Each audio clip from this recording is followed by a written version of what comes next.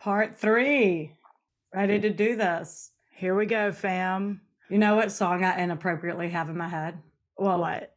let me just start by saying God, I don't know if I want to know. I inappropriately have Rape Me by Nirvana stuck in my head Oh, Lord. all morning. And if you could just see me now, if you're not watching YouTube, I'm wearing a blue pinstripe white dress. Like I have a soft curl and I look very nautical. So here I am dropping my toddler off at daycare, and in my head I'm rape me. Oh my God. Yeah. That's come on several Rape times me, actually because I my listen friend. on Serial. I'm not the only gosh. one. But it is. I've had it all day. On Sirius XM, as we know, 99% of the time I'm listening to Lithium, and that song has come on several times on the way to daycare. And a whole different song will be on, and Charlie will like repeat a word. Oh man. And I'll be like, oh, I should turn that down. And then that came on, and I'm like, oh, I should just straight change this. He's gonna go to school saying that? I don't think so. I know. It reminds me of on the Today Show once, Jenna Bush and Carson Daly were talking about like just growing up, and obviously she was a teenager like in the White House, and she said she was like, I guess with licensing, but I'm like, you wouldn't sing it, you couldn't say the name. She wouldn't say the name of what it was. She was like, I was listening to a very popular band at the time, but they had I think they would say Nirvana. Yeah, I was about to say, I think you've told me this, and surely they said Nirvana. Yeah, they said I was listening to Nirvana, and they had one song that was pretty popular. I'm not going to say which one. And I was listening to it, and my dad came in, took the CD out of the player and snapped it in half. And Carson was like, I bet I can guess what song. She was like, yeah. And he was like, RM? She was like, yep. Well, I saw on Instagram Dave Grohl. It looked recent because he looks old, but he's playing the drums to "Smells Like Teen Spirit," and you can see him get emotional. So I was trying to look at when I was like, when was this? And looking, and since then my Instagram has just been flooded with old Nirvana, and he sang "Rape Me" on SNL live. So I'm like, couldn't do that now, that's for sure. Oh my God, they did? Yeah. Yikes. It was like banned from radios. My breath. Yeah. Anyway, that's been stuck in my head all day. All right. So this is part 3 of the Natalee Holloway series. I'm taking over from here on out, pretty much. This is Rachel. Hey, real quick, Patreon shout outs. Cecilia, Ben, Jamie, hi. Thanks for joining. Thank y'all. Y'all kick ass. You rule the school. You rock. Too cool to be forgotten.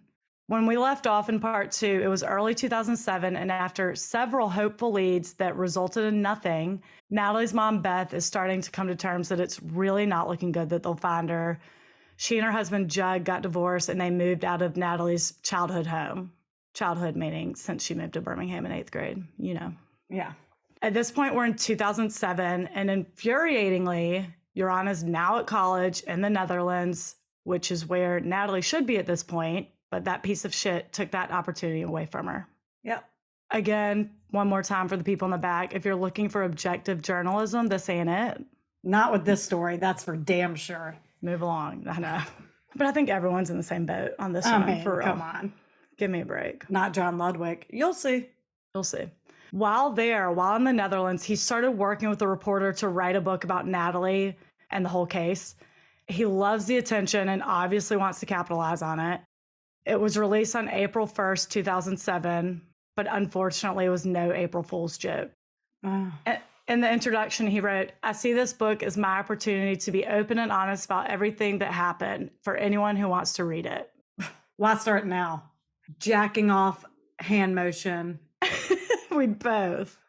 Just a big jack off. Shut up. Shut your mouth. But good news. Apparently no one did want to read it because Jossie Mansour, the editor of Aruba newspaper Diario, said that the reaction to it was mostly negative, and the publisher refused to release sales numbers, which is hilarious. It didn't make a penny. Right. Well, it's one of those things, you're going to get sued in civil court you're on. All that money you would have made would have gone to Beth and her family anyway, I'm sure. Yeah. But nice try. Such a good try. Thank you so much. A few weeks later, on April 27th, after the book was released, a Dutch forensic team of about 20 people dug up the outside of Joran's parents' house and did a search of the Kalpo's house. They didn't say exactly what prompted the search, only that they had, I'm doing quotes, indications that justified a more thorough search. Like they lied to the police 150 times and right. But won't tell they her also said it had nothing to do with the book. They're like, lol, no, we didn't read that. We gave it to our toddlers to practice the easy words. Coloring. Yeah. In late 2007, 34-year-old Patrick Van der Reem met Joran at a casino in Holland. He knew who he was instantly because he was a big follower of the Natalee case. And like most of us, he hated Joran. He thought he soiled Aruba's name, disgraced all the people of Aruba, just gave everyone a bad name. So he was like, I hate this guy. Mm-hmm. He actually said when he saw him that night, he thought, I will finish him. Love that. So he walked up to him and said, hey, murderer, and papiamento, which again is the official language of Aruba. So this got Joran's attention. People in Holland don't speak papiamento. They're like, so he was like, dope, a homie. Patrick then goes and smokes a cigarette and Joran follows him like a little puppy dog. I'm sure he does. He's so easy. It's so easy. Hard to get. Well played, Patrick. Yeah. I don't remember that part, but well played. They started talking about smoking weed and poker, and Patrick thought game on and decided then and there, kind of impromptu, that he was going to do a sting operation on Joran. He was going to befriend him, gain his trust, and then get him to confess what happened to Natalee. Patrick was a convicted drug dealer, and although he was older than Joran, he's 34, he was very much in that nightlife scene. So like it was easy to spark up a fake friendship. Yeah. Over the next couple months, he and Joran were pretty much inseparable. The article said he started gaining Joran's trust one joint at a time, which I thought was kind of funny. I like that. Uh-huh. They smoked weed together every day, partied together, played poker. Patrick would do cocaine in front of him, which probably gains trust. Totally. I can see that. Yeah. Patrick's got secrets. Joran's got secrets. He's like, I could trust this guy. Mm-hmm. As soon as he felt like he absolutely had Joran's trust, he went to investigative journalist and crime reporter Peter de Vries, who we mentioned in the last episode. He's famous in the Netherlands, especially for his work on cold cases. He has a show that's the equivalent of America's Most Wanted in the States. Yeah. So he's very well known. He's like the John Walsh of the Netherlands. Yeah. Patrick told Peter what he had been working on and asked him if he wanted in on this because he was confident Joran was going to tell him the truth. Oh my God. And Peter moved. Oh my, he was. I was like, oh my God. I bet he got so excited. He was like, yep. Hell yes. So obviously, yes. And he set Patrick up with a brand new Range Rover equipped with 3 hidden cameras, audio recording devices, GPS tracking, all of it.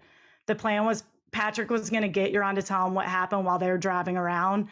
And then obviously they're going to take it to the police and then televise it on Peter's show for the whole world to see. 3 days before the big day, Joran was arrested again and brought to Aruba. They're like, damn it. On November 21st, 2007, Joran the Kalpo brothers were rearrested and charged with involvement in the voluntary manslaughter of Natalee or causing serious bodily harm to Natalee, resulting in her death. They said this came as a result of new incriminating evidence. They, of course, don't say exactly what the evidence is, but said only that the new evidence, together with the existing evidence in the case, produced serious grounds for suspicion of some kind of aiding and abetting of covering up the traces of a crime committed or of disposing of a corpse. Duh.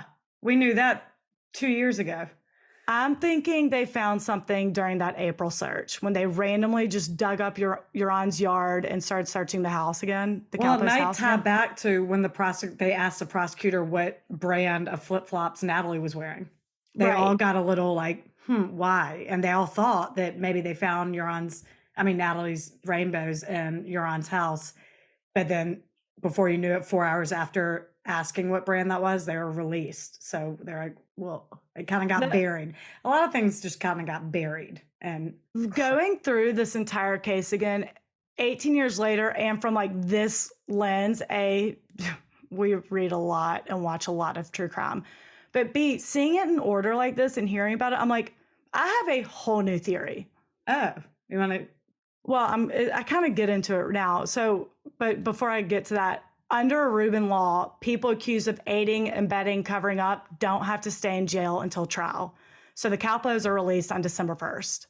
The judge is like, you're staying. However, a week later, on December 7th, Euron was also released because there was no evidence that Natalee died from a violent crime or that Euron would be involved in such a crime. I'm like, well, wait, sorry, something got them arrested. Right. Here's what I'm thinking happened. I'll be honest.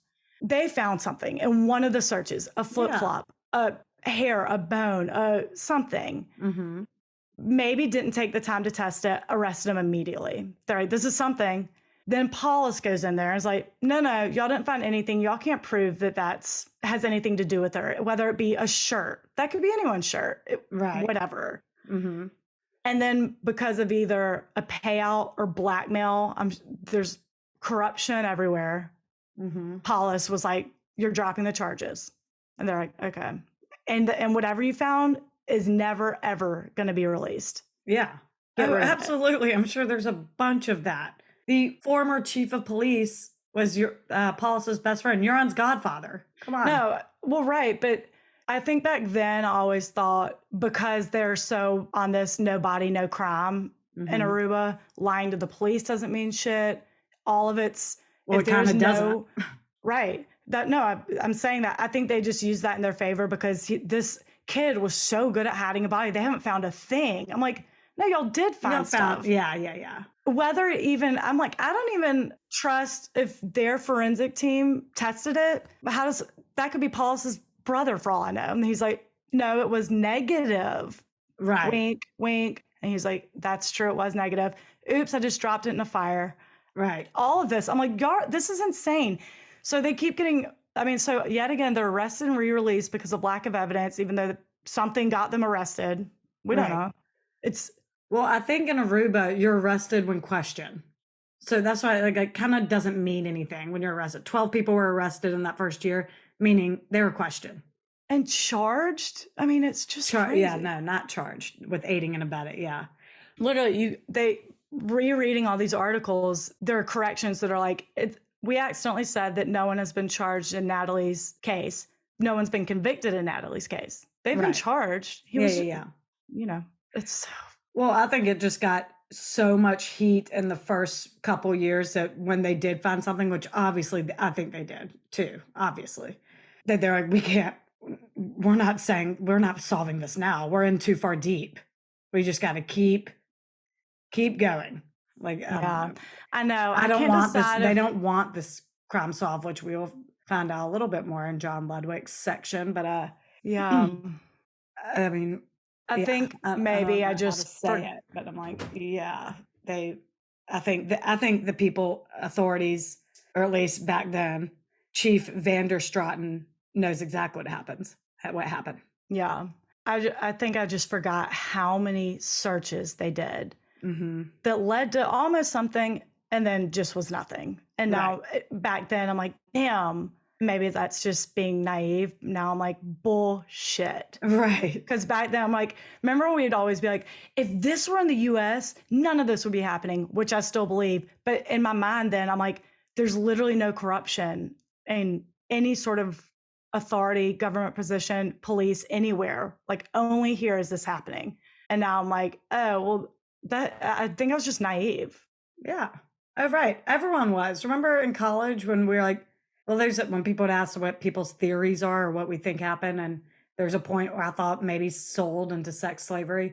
And a girl in our sorority said, that's illegal. What? Yeah. I was like, I think it's that's so on brand. I know. And I was like, yeah, not as big of a deal. People don't care about the law about it. And I was like, God, everyone's in a damn bubble here. That like shakes me to my core. It is? Call someone, tell them. When does Paulus die again? Oh, we are so close. Oh, thank God. Okay. So close. So anyway, There you go. Those are just some sidebar thoughts. Sorry, tangent. But this is essentially the last we really hear about the Calpos. They're released and bye-bye. I know. This release works in Patrick and Peter's favor, though, because the sting operation is back on. Right. Oh, yeah. It's going to be like, what happened there? I bet it makes this transition easier for Patrick. Yeah, for sure. It's very current. Because there was a point right when he started telling Patrick off camera, and he was like, I don't want to hear about this. I remember that so well. It happened. Yeah. Where he's like, no, I don't want to hear about this. Because he's like, shit, don't tell me now. We're like in the privacy of my apartment. Wait till we get in the car.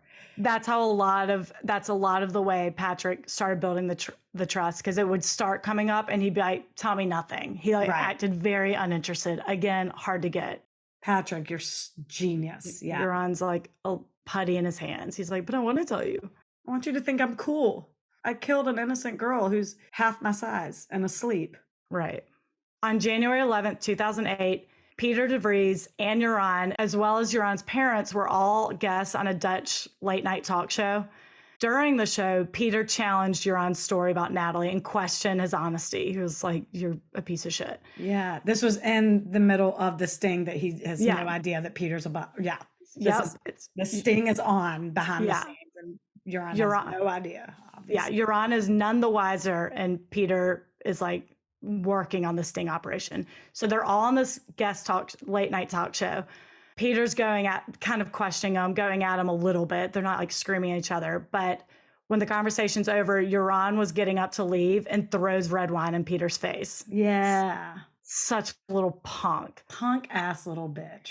He later apologizes to Peter, and Peter's like, don't worry about it, you little bitch, your day's coming. And that day is February 3rd, 2008. Couple weeks later, red wine in the face, hidden cameras in the car. February 3rd, 2008, the undercover footage is aired on SBS 6, which is a Dutch TV station, for an audience of 7 million people. ABC News bought the U.S. rights to the videos and aired it the next night on a special edition of 2020 called The Final Hours of Natalee Holloway. This footage is harder to find than you think. It happens over several days. Yeah.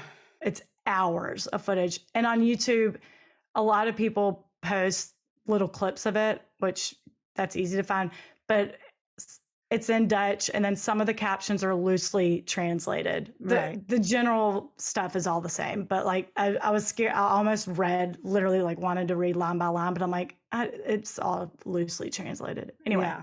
And I don't know if ABC News took that special edition down. I couldn't find it streaming. I'm like, where? I would think it would be the first thing on YouTube. A lot of that, like Dr. Phil's full episode was like that. And the original Peter de Vries interview with Beth, where he releases everything that he found in his own investigation. It's all they're hard to find. Yeah, really hard to find. In the footage, Euron and Patrick are driving around his new Range Rover, smoking a joint. Again, it's over the course of several days, and Euron slowly starts to talk about the case, which, again, the rearrest probably made it easy, because it's like, glad that's behind you. Right. He starts by saying, I know what happened to that girl and that he'll never be nailed for this. Patrick says, she's dead, isn't she? Euron says, of course. Then he says he's incredibly lucky that she's never been found, because if they found that girl, I'd be in deep shit. Then he tells Patrick what happened. They were hooking up on the beach, and all of a sudden she started shaking, possibly having a seizure, and then stopped moving. Patrick asked if he tried to resuscitate her, and he said, of course, he tried everything. He, quote, was shaking the bitch, and then goes on to say, why does this shit have to happen to me? Oh, my God. I just rolled my eyes 15 times. God. He's such a piece of shit. After that, she stopped moving, and he panicked, so he went to call his friend with the boat to come help him. Father, let's face that. You're not calling a friend. For real. Patrick's like, how do you even know that she was dead? And he said he just knew. So his friend with the boat came, and after they put her on the boat, he told Euron to go home and that he'd take it from here. Euron got home about 2:30 or 3 a.m., and the friend came to his house later that morning and said he dumped her body in the ocean. He doesn't know exactly where, but he knows she'll never be found. Hell of a friend you have there. I know. In case he didn't look bad enough, he then tells Patrick that he didn't lose an ounce of sleep over it. Not surprising now that we know what we know, but yeah, cool. Right. Good for you. You're big and strong. He won't tell Patrick the friend's name with the boat. He says he's going to take it to the grave. But then a few days later, they're talking about it again, and he slips up and calls him Dowry, like an idiot. Daddy. He meant to say daddy. I mean, honestly. No. Oh my God. How about you just go home, get your rest. I'll take it from here. Like, not one friend is going to do that, even a criminal friend. And like, the a person, father will do that. Well, and the person trusting this friend would never, I would think, would never be like, oh, okay, good, thanks. Right. You're going to see it through. You're in trouble. You're scared. Yeah, right. Get the hell out of here. Right. But then again, he's like void of thought. Like, he's void of any rational and definitely emotional thinking. So he's probably like, cool, peace. Right. But again, so after he says Dowry, it's very easy to figure out that he was talking about Dowry Rodriguez. Who the elf is that? Yeah, I was about to say, I don't remember him at all. He was born in Colombia, and when he was a kid, his mom married an Aruban man, so they moved to Aruba. He and Euron knew each other and played soccer on the same team when they were like 16, and Dowry said they were acquaintances, but he would never call them friends. In 2004, he moved to Rotterdam, Holland, for trade school, and only came back to Aruba in December 2005 for vacation. When Euron dropped this bombshell implicating him, he lawyered up and did his own interview with ABC News. He said he's never owned a boat, and he provided investigators with the name of his trade school and his employer during May 2005 to prove that he was not in Aruba during that time. He also had ATM charges to prove that he was in Holland. Very easy. Dowry, you know what? You didn't even need all that. I didn't believe it for a second. Right. So nothing comes from him at all. Yeah. The Range Rover tapes are obviously damning, and Aruba's public prosecutor, Hans Moss, asked the judge to reopen the case and issue a third arrest warrant for Euron. The judge granted the request to open the case again, but not the arrest warrant. He said since he's already been arrested and released twice, the bar for a third arrest is going to be very high, which is so annoying. A confession seems like the highest possible bar. No, confessing doesn't get you arrested in Aruba. They need physical evidence that you're not lying. Well, yeah, lying gets you arrested. That's what I mean. It's just so fucking confusing. At this point, Euron and his lawyers tell authorities he was lying to Patrick. He was high. Patrick wanted a good story. He gave it to him, yada, yada, yada. And he goes back to one of his original stories, which was they hooked up. He left her on the beach. She wanted to say he wanted to leave. They said their goodbyes, and she was fine when he left. That I remember they were smoking marijuana. He was under the influence. He can't be held accountable. I'm like, hey, homie, that's legal in Amsterdam. Sorry. It's like a cigarette over there. That was one thing I was surprised to learn, especially going through the Peru stuff. And a lot of these places we've discussed, that does work in your favor. If you're under the influence, you get some leniency. It's crazy. If you commit a felony under the influence, you get a little leniency. It's crazy. Wait. That's something we get to in the Stephanie case. Crazy. Okay. So that's probably why that was a hot. So if I rob a bank and I'm high, you're like, oh, sorry, I was on cocaine. They're like, oh, okay. We'll play into that when we're thinking about your sentence. It's crazy. Interesting. Okay. That's when this sting operation, that's when I was like, I think that's what happened. That's when I lost hope. Me too. Okay. I remember being like, that's it. That's what really happened. I don't care that he said he lied, all of that. And authorities have disregarded that. I have not. That's what happened. But then again, just rereading so much about this all at once in order, some insane stat. And the article actually said 90%. There's no way that's true. But most of people who drown in Aruba end up washing ashore in Venezuela, which is like 15 miles. The translation to this said that he took her less than 1 mile out from shore. I just don't think, of all the people who usually wash up on shore, whether Aruba or Venezuela, why did she not, when they've done sonar of all the ocean floor, the fishing cage that they found that time, like, yes, something could be weighing her down, but they've looked. I mean, the ocean's a big place. Maybe not. Maybe it is true. But I say that's when I lost hope. That was the last, like, that's what I thought happened back then. I've since, my thought process has evolved a little bit more since then. But at the time, that's what I thought happened. And Same. Same. And again, not that we're talking about a rational person, but if you weren't in the middle of committing a crime when she had a seizure and died, go call an ambulance. You didn't do anything wrong. What's wrong? Right. He doesn't think like that. But like, unless you were in the middle of committing a crime you don't want to be in trouble for, why would you not just go get someone? It's so weird. No, I know. Even if you did call your dad, who is the respectable judge, why would he not say, you're fine, we got to take her to a hospital? Because he gave her something. Exactly.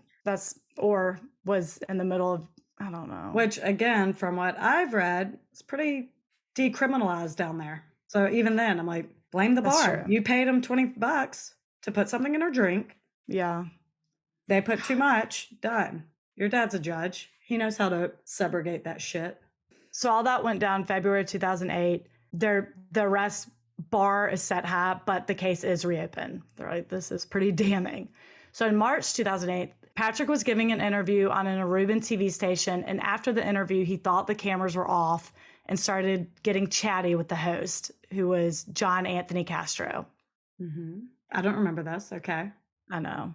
He's recorded saying that he and Yaron have been friends for years. He knows who actually dumped Natalee in the ocean, and Yaron paid him $2,000 to keep that information secret. He then says that he expects to be a millionaire after all this, and he's going to see to it that Yaron and his family fall on their face. Wow. This is vastly different than the whole sting operation premise. He had never met Yaron. Now he's saying they've been good friends for years. Oh, right. He knows the real story, the story in the Range Rover dowry. He knew that was a lie. He knows who's the right person. All of this, very bad for Patrick. This is probably why it's not on ABC or you can't find it. Probably got pulled. Yeah. When Patrick found out that the cameras were still on and he was not made aware, he was furious. He called John Anthony and threatened him. That's the host. And in December 2010, John Anthony was shot and killed outside of his home. Police couldn't find any evidence to link Patrick to it, and the case has never been solved. Isn't that insane? I do not remember that. I know a lot of people who were involved in this have died. Yes. But I'm like, I don't remember that guy. I don't remember. Ooh, that is shady as shit. Isn't that crazy? A couple months after that interview in June 2008, Patrick released a book called Overboard, How I Got Yaron Vandersloot to Talk. This is 4 months after this whole thing aired. Oh my God. Shit. It became a bestseller in the Netherlands. And Yaron's book tanked. Flopped. So while he did get some money from this whole thing, Patrick racked up a lengthy arrest record in the coming years. He was arrested for attacking his girlfriend with a crowbar. Oh, Jesus. He was only sentenced to 30 hours of community service for that. I can't. No. He refused to pay a hotel bill. He had possession of cocaine, burglary. Like he ends up doing a year in prison, but has been pretty much off the radar since. God, what got him a year in prison of a crowbar attack? I actually cut this part because I thought it was too much, but ram raiding, which is where you commit burglary by driving a car through the doors of a storefront. Oh, yikes. In 2009, he was on the American TV show Homeland Security USA, Season 1, Episode 5, if you're interested. And he's refused entry into the U.S. because of his criminal past. Just saying. Okay. Anyway. By the end of 2008, other tips have come in from witnesses saying they saw Yaron and his dad, Paulus, at the pond late at night. That had already come through about like a Calpo brother and Yaron at the pond late at night. By the gardener, yeah. Yeah, that was the night Natalee went missing. Someone said that drug lords had her body in Nicaragua. They thought they found a skull in the ocean, at the bottom of the ocean. Nothing came from any of these. That was a skull. You've seen that picture? That is something. And that's what I mean. All these sketchy things where I'm like, could we test these things, please? Yes, these are someone. Yeah. They did determine that the Range Rover footage would be admissible in court, but the evidence still wasn't sufficient enough to arrest him again. So they're like, if you can get him to court, you can use it, but have fun trying to get him to court. Right. Their perception of time when it comes to this possible murder is so weird to me. Right. When he was arrested the second time in 2007, his mom came forward and said something like, It's ridiculous we're still doing this over 2 years later. Like, Murder has no excuse me? statute. 2 years? Right. Like, someone's kid was murdered and you're inconvenienced that we're still having to deal with it over 2 years later when your lying piece of shit son was the last one to be seen with her. And husband, you twat. My text literally says, we'll be doing this in 50 if that's what it takes, you twat. Rage. Identical twin moment. That was my next line. Calling middle-aged women twats. Since 1987. That's what it's about. Since 2005, really. Yeah. All bets are off. Mm-hmm. So he is escaping charges. He's got nothing. He confessed and then said he was kidding. And they're like, oh, okay. Oh, so he's kidding. He moves to Bangkok, Thailand.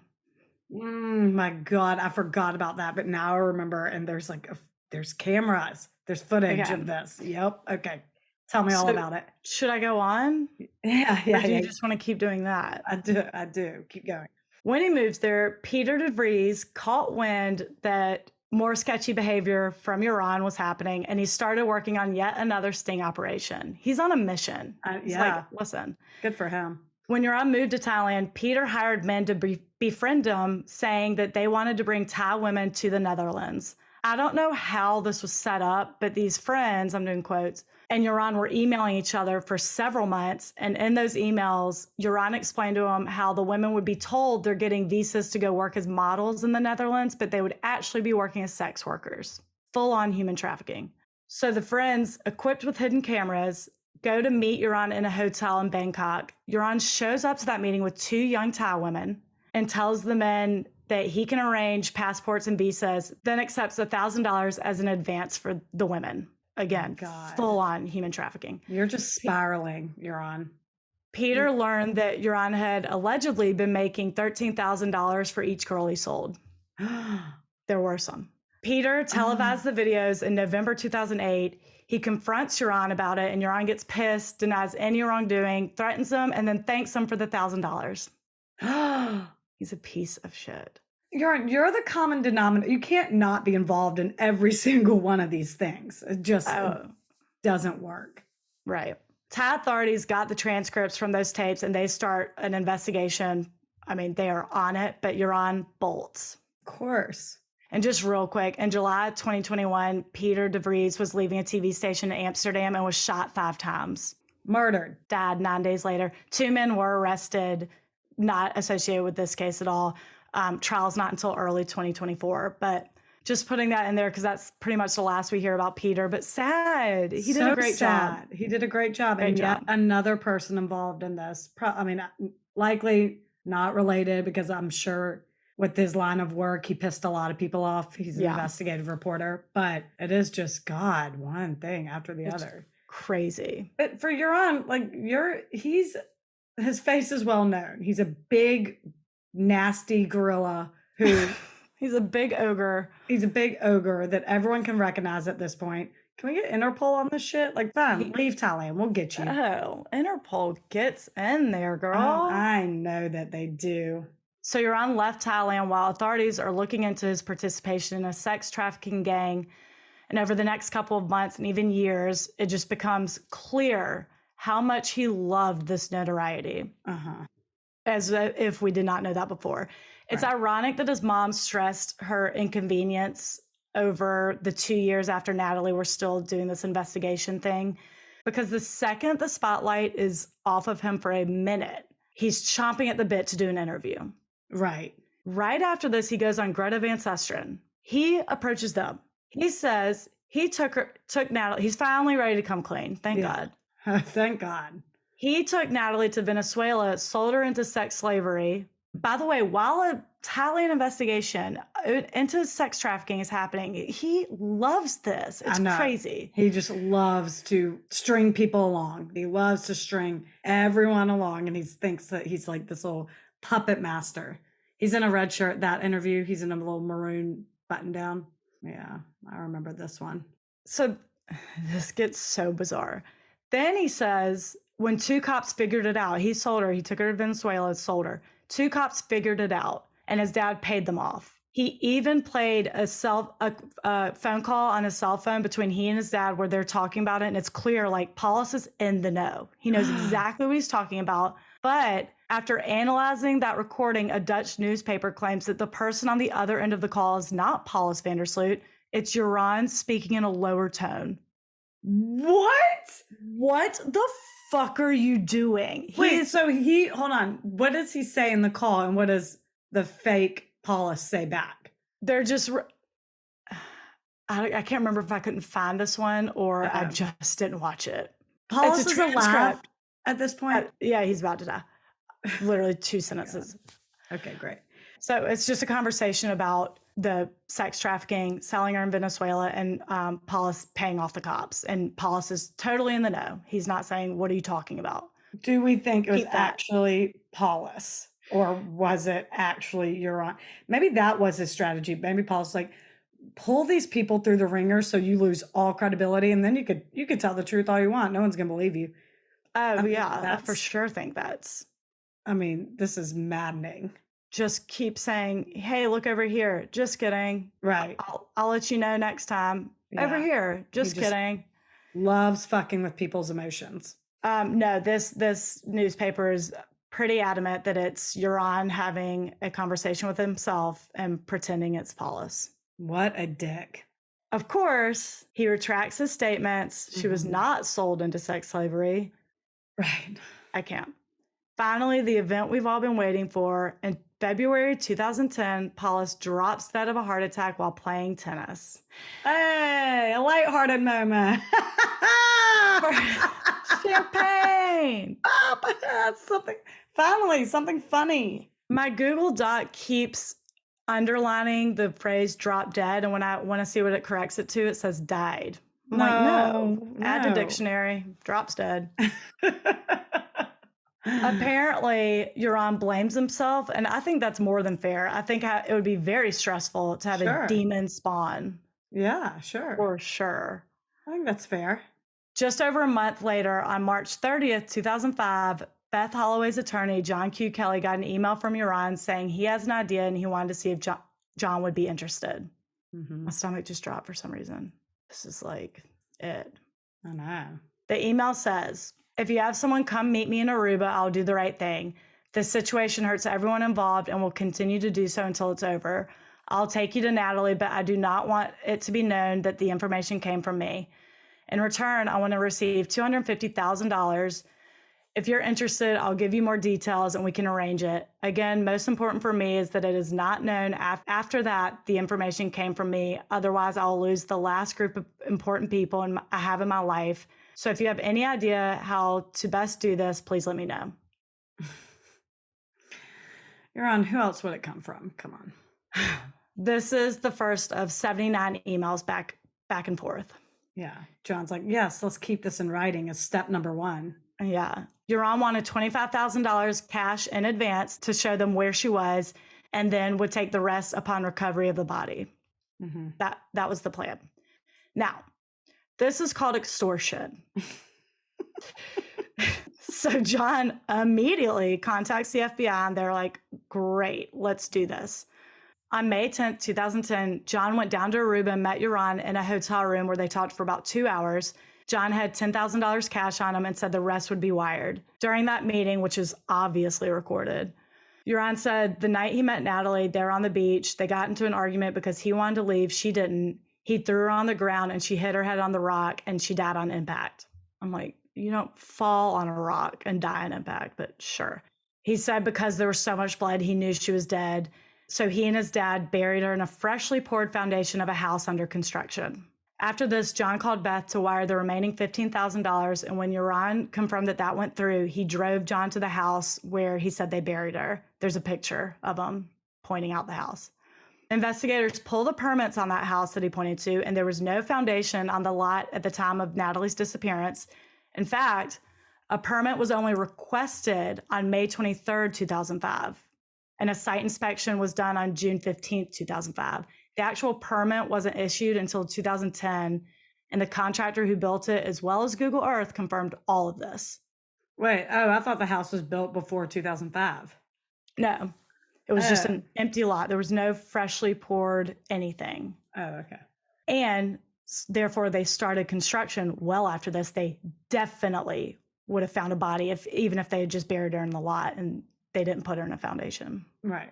4 days after Urian got the money, on May 14th, he flew to Peru for a poker tournament, clearly using that $25,000 to do so. On May 17th, about a week after he got the money, Urian sent John another email. It said, oh, this one's infuriating. Hey, after talking to my lawyer, I will not be turning myself in. I guess that was the deal. Yeah, right. I did not tell you the truth, so the information you have is worthless. Check it out all you want, but it's not true. I'll be in trouble if I do tell you the truth, or worse, my family will be hurt. So I really hope this will all come to an end sooner than I think, but I also promise I'll tell you the truth if there's ever no more threat, you have my word. There's always going to be a threat. There's no statute. There's always a threat, you piece of shit. Anyway. Yeah, you don't get immunity. We're not playing by your rules. Yeah. Fuck off. I'm sorry for making a fool out of you if that's why you think. Why, not what?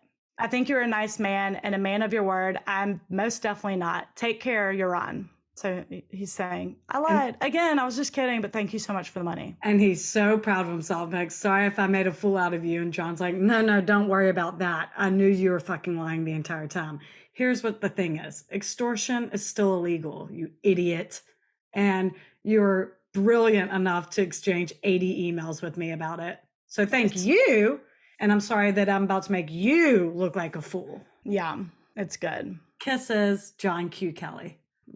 So yeah, John, I don't know if he responded, but he's like, whatever, thanks for giving us extortion on a silver platter. We're good. Even though John and Beth were hopeful and confident Urian would be arrested immediately, the FBI had to build their case and gather evidence, saying that cases based on events outside the U.S. are much more complex. I'm sure they were going as fast as they could to get their ducks in a row, but had he been arrested immediately, Stephanie Flores would probably still be alive today. 100% still be alive today. On May 30th, 2005, while in Lima, Peru, Urian is seen on security footage approaching a 21-year-old college student named Stephanie Flores at the Atlantic City Casino. Stephanie was going to be a senior at the University of Lima. Her dad was a very prominent businessman, former race car driver, and former vice president of Peru. Wow. I didn't know that. Yeah, he was VP from 1995 to 2000. God, Urian fucks with the wrong families. That's what I said. And he should not be fucking with anyone's family, but holy shit. Stephanie and Urian play poker for about 2 hours, cash in their chips, and then head back to Urian's hotel room around 5:33 a.m. At 8:36 a.m., Urian left the hotel to get coffee and pastries. When he came back, he was locked out of his room, so he called the front desk to be let in. They let him in. This is all on security footage. Then about 20 minutes later, he leaves the hotel with his bag, and he's by himself. When he walks out of the hotel, he reportedly told the front desk, "Don't disturb my girl." This was 5 years to the day that Natalee went missing. 5 years to the day.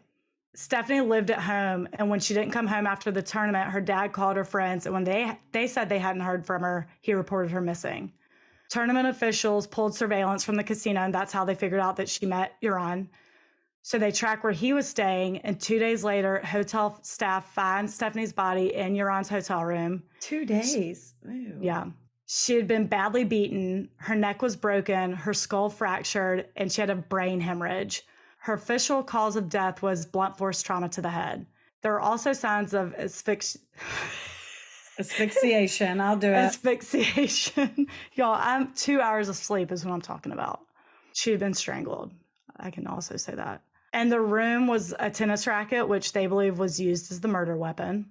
Her cash, jewelry, credit cards, IDs, and car were all missing. All gone. The cash was a big one because she had won $10,000 gambling that night. Oh, wow. And it was all gone. Her car was found parked 50 blocks away from the hotel. None of her belongings were in the car, but they did find date rape drugs. In her car? Uh-huh. I imagine Urian left the date rape drugs that he was saving for the next victim. Like maybe pulled them out of his pocket and just forgot about them. Yeah. I would imagine those were not Stephanie's. Yeah. Her dad had also given her $1,000 for a new laptop, which he said was in her car, but they never found it. So mark that as $11,000 that Urian took. When they see that the hotel room where she was found was registered to Urian, there's an international manhunt. This is where Interpol gets involved. And he dyes his hair orange. Yeah. A Peruvian cab driver came forward and said he took Uran to the border and Uran walked into Chile on foot. So now they know at least he's in Chile. The hunt didn't last long. He was captured on June 3rd, 2010, when his taxi from Santiago made a stop. With him, he had a laptop, detailed charts of the ocean currents around Lima, and his bloody clothes. I mean, that same day, the U.S. finally charged him with extortion and wire fraud, the same day he was arrested for Stephanie. Initially, he said that an armed man broke into their hotel room and killed Stephanie when she wouldn't be quiet. An armed man. She wasn't shot. Come on, Uran. That's a good point. Okay, next. And then he grabbed a tennis racket for what reason? Come on. Right. Then he finally confessed. At first, he said, well, confessed part A, and then confession final versions coming up. At first, he said he walked in and she was Googling him and he lost it. He told them he was on drugs. I think he said weed and amphetamines, which is cocaine, which in Peru gives you leniency if you commit a felony. If you can commit a felony while intoxicated, that can work in your favor. But you're not being yourself. You're under the influence. But they drug tested him and they're like, nah, bullshit. So he gave another story, which everyone considers to be the truth. Pretty sure it is. They released a transcript of it and it's pretty gruesome, but here we go. He said they were in his hotel room playing online poker on his computer when an instant message popped up that said, I'm going to kill you, you little mongoloid. Now, I'm only saying that word because it's part of the transcript. That is a disgusting, terrible word, horribly offensive. Everyone remove it. If you sent that message, remove that from your vocabulary, but you can tell Uran you're going to kill him. I guess Stephanie was like, what the hell is this about? And Uran told her it was probably in connection to Natalee's disappearance. And she was like, she put it together and was like, oh my God, you're that guy? And she freaked out. The rest are quotes. She struck me on the left side of my head with her fist. I hit her hard with my right elbow, and I think her head went back and hit the wall. Then she begins to bleed. Immediately, I got on top of her with both hands, begin to strangle her, keeping her that way for a minute. After that, I throw her on the floor, but she keeps breathing. At that moment, I take off my shirt and put it in her face, pressing on it. I don't remember for how long, but she stops breathing. And this way, I think I caused her death. He went on to say that he had about 10 whiskey drinks that night. He was wasted. It was completely impulsive. But after he hit her, he was scared she'd go to the police. So he had to kill her.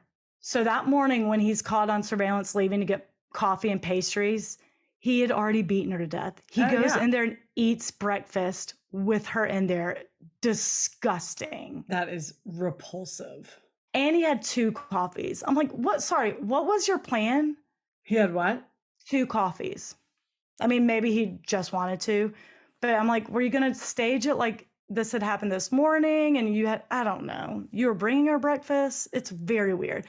Yeah, because he couldn't have thought he was going to get away with this. It's registered to your name. Sure, he did. I'm sure he did, actually. Yeah, there's nothing I can't do. I got away with murder before when I was the last person to be seen with Natalee. I know, and the then I last think he was person to be like, seen with Stephanie. What's the difference? and then maybe he was like, oh shit, we're in Peru, not Aruba. Right. During the interrogation, he said he'd tell exactly where Natalee was buried in exchange for being transferred to Aruba, but he'd only talk to Aruban authorities. They're like, shut up. This is where your loss of credibility doesn't work in your favor. Boy Sorry. who cried wolf. Had you been saving this the whole time and stopped stringing people along for years, maybe this had some pull, but you've lied 1,400 times about where Natalee is. At this point, we don't care. But none of that matters because, unfortunately for him, Peru and the Netherlands don't have a transfer treaty or extradition treaty. Yeah. So prisoners won't be transferred between them. So Peru's like, nah, you'll stay here. And I bet Aruban authorities at this point be like, yeah, come here, you little shit. Dad's dead. Daddy can't save you. You have no pull on this island. I know, but still the prison system in Peru is probably much worse than Aruba. Oh, yeah, for sure. Or wherever you'd go. I will say, I'm glad he's in one of the toughest prisons in the world. But I think if we were ever actually going to get the truth, this would have been it. Because he was very scared of the prison in Peru. He should be. Castro prison, right? Is where he started. Yeah. That's where he started. Euron, of course, retracted his confession, saying he was tricked and confused because they were speaking Spanish. He didn't know what he was saying. His lawyer filed a motion to have the confession thrown out, and the judge was like, no. He had a state-appointed attorney and Dutch translator from the Dutch embassy there before he confessed. So, no. There was no confusion. Right. The Dutch embassy sent someone over for him. Like, sorry. Like, 1 week later. He again thinks they're just going to take his word over anyone's. He's such a little punk. And what confused you to the point that you told that story? The story I just told, what do you think they asked you? Right. Yeah. That was quite the tale. Right. What do you think the question was? Didn't he also pose her in a very graphic and disgusting way and try to like stuff her in a suitcase? Well, I want to touch on that. That's what I remember too. She was posed in a very sexually graphic way. That still may be true. That is nowhere in the media anymore. Not Wikipedia. I Googled, like, posed. I'm wondering if maybe because that's such a morbid, disgusting detail, and her dad's the, former vice president of the country, he was like, please remove that from everything. Nothing says retracted. Nothing says, I couldn't find it anywhere. Isn't that weird? Yeah, I'm pretty sure. I thought that's what happened. Based on what I thought was an interview with her dad. Maybe I'm wrong about that, but I do. Yeah, I remember that being like, he's like, this isn't even a crime of passion anymore. You are demented. I don't know. Yeah. 1 week later, his attorney quit, saying he was causing him too many problems. Mm-hmm. He had received a bunch of threats for taking this case. Plus, the Vandersloots couldn't afford him. So he was like, good luck. Yeah, I can't deal with this. I gotta go. Yeah. A life sentence in Peru is very rare. Mm-hmm. And they got rid of the death penalty. But because of Stephanie's murder, the president of Peru sought to get the death penalty reinstated. He was like, we got to do it for this. That didn't happen. Let's kill this guy. I know. It didn't happen. But Euron pleaded guilty, and he was sentenced to 28 years in prison for her murder. Mm-hmm. And that is where we're going to leave it today. Next week is going to be the final part of this series. Yeah, it's going to be a big one too, because the bomb drops are still not over. The twists and turns, and it's excruciating. It really is. And how many people have been killed in association with this case? How is Euron not one of them? Let's be honest. My God. I don't know. Well, at this point, he's very protected by prison. Yeah. Well, someone could beat the shit out of him in prison. Yeah, Jeffrey Dahmer. Come on. There's tons of people who are beaten to death in prison. That's true. Well, that would be a happy ending, but we have one more part. We have one more part. So join us next week for the final part of the Natalee Holloway series. Thank y'all. Thanks.